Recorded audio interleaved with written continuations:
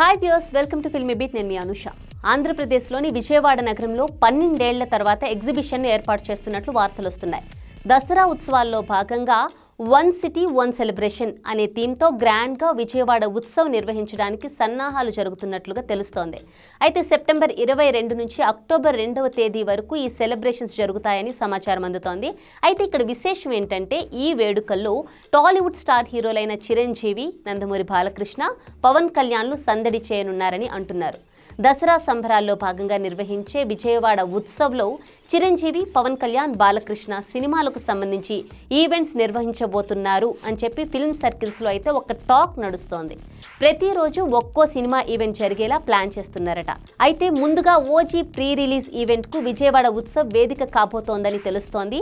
పవన్ కళ్యాణ్ నటిస్తోన్న ఈ చిత్రం సెప్టెంబర్ 25న థియేటర్లో విడుదల కానుంది మనకు తెలుసు.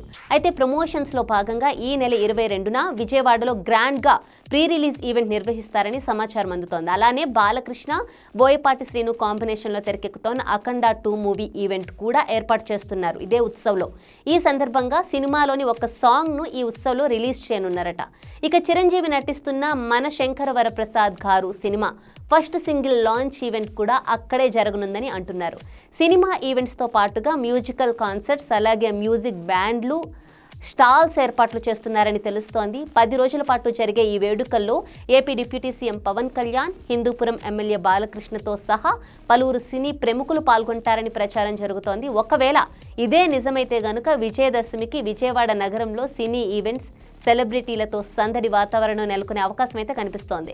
ఇది పరోక్షంగా ఏపీ టూరిజం అభివృద్ధికి హెల్ప్ అవుతుందని భావిస్తున్నారు. ఇకపోతే విజయవాడ ఉత్సవంలో భాగంగా గొల్లపూడి ఎగ్జిబిషన్ మైదానంలో, తుమ్మలపల్లి కళాక్షేత్రం, ఘంటసాల మ్యూజిక్ కాలేజీల్లో భారీగా ఈవెంట్స్ ప్లాన్ చేస్తున్నట్లు తెలుస్తోంది. మ్యూజికల్ నైట్స్లో టాలీవుడ్ టాప్ మ్యూజిక్ కంపోజర్లు, పాపులర్ సింగర్లు సందడి చేయనున్నారని సమాచారం అందుతోంది. అంతేకాదు కృష్ణానదీ తీరాన miss Vijayawada beauty competitions, marathon race, boat race లాంటివి కూడా నిర్వహిస్తారని అంటున్నారు.